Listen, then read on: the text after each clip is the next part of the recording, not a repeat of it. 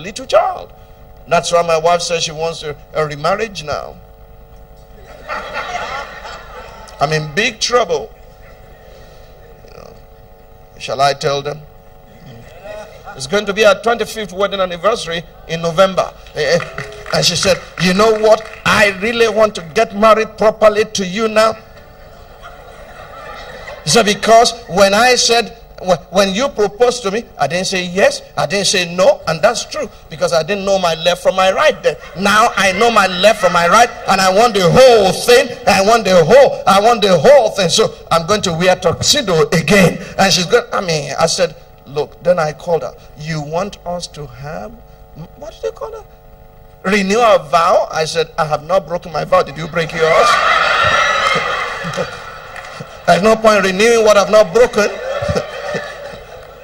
But I share in her sentiments. Do you understand?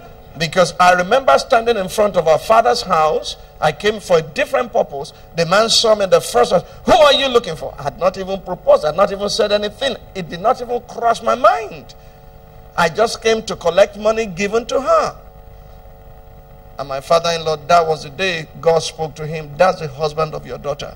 I didn't know. She didn't know. The man knows. And those of you who think your parents have no say in your wedding, how terrible a gap and a mess you are creating.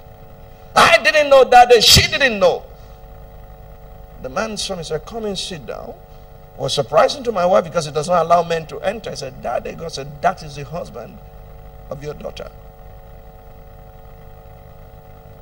I had not even proposed. Nothing like that crossed my own mind. I don't know about her. I was a member of Deeper Life with King James Version of the Bible in my hand.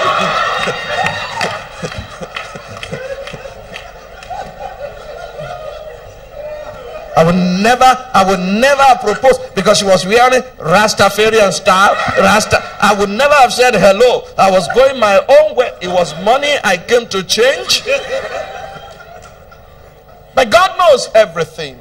And sometimes God will show your parents. And the reason why these marriages break is nobody's involved. It's you and him and the man in the courtroom. It's called drive-through. So the support system is not there. Careful. Careful.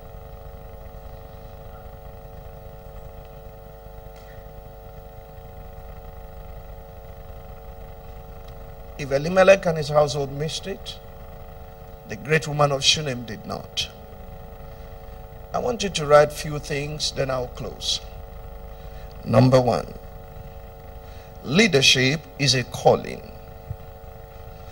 Leadership is a calling.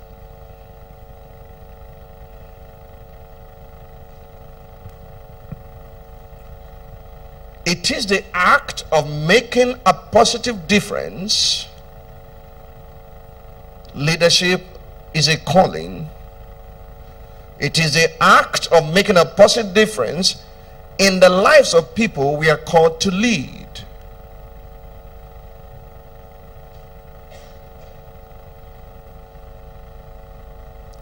Leadership is a calling, either as a father or as a mother, as an employer of labor, as a teacher, pastor, evangelist, apostle, prophet, whatever. As a corporate guru, as a corporate CEO, leadership is a calling. It is an act of making a positive difference in the lives of those we are called to lead. Leadership at its best. Leadership is at its best when the vision is strategic. The objectives are very clear. The voice is persuasive. And the results are tangible.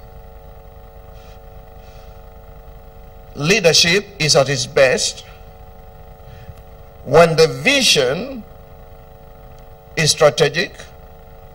The objectives are very clear. The voice is persuasive. And the results are tangible. I'm leading you to a place where I will pray tonight. But before we do so, let me show you what leadership in a time of trauma and crisis, national crisis, global crisis, family crisis, what leadership, accurate leadership is all about. In Acts 27:28, where I really want to spend a few minutes tonight, you see a leadership style that was totally different. Let me back up a little.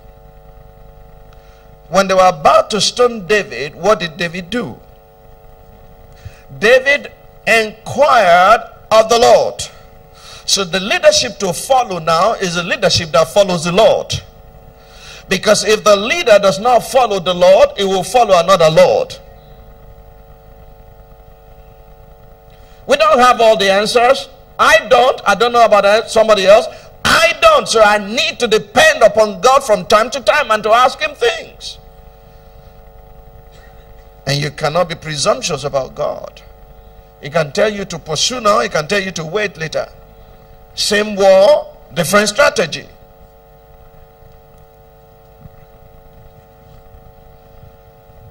But there was a man called Paul.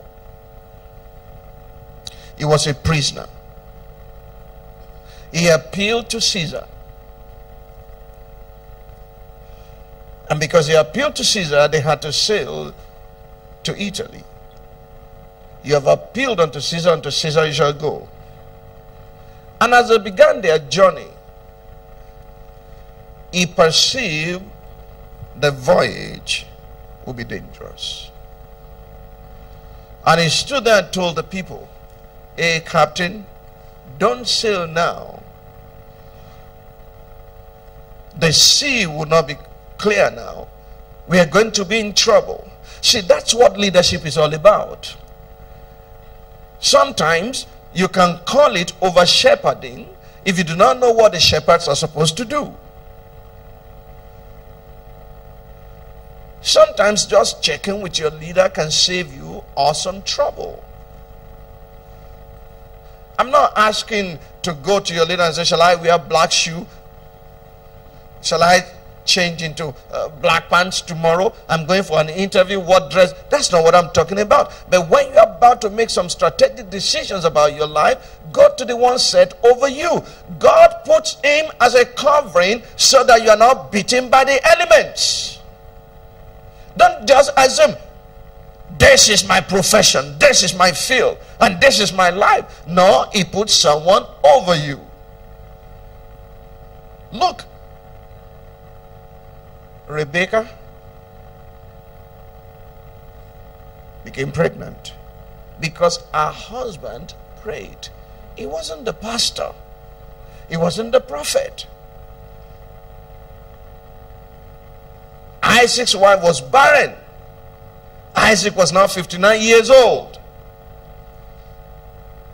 Both Jacob and Esau were not born until their 60th birthday. Isaac prayed for his wife, and the Lord hearkened. And then there was struggle. He said, "If this is from the Lord, why is this so?" And then went to inquire from the Lord. The husband has done his part. Only God can now fix the rest. And the Lord said, "Two nations." What did you ask for? A child. Two nations are there. Two manner of people will come out of you. The older will serve the younger. End of story. Listen to me, my friends. We can pray, we cannot answer. But that does not mean you bypass authority and say, "I know what I'm doing," because when you crash, true leadership will suffer. The pain will be too obvious in those who care. I want every one of my people to truly prosper. You know why? That will give me peace. Oh yes, I don't want to be the only one prospering. That will give me a crisis. You see, now I can't share testimony. I mean, I would gladly have shared the testimony if it's gotten around everybody. Are you likely to steal a cell phone? No.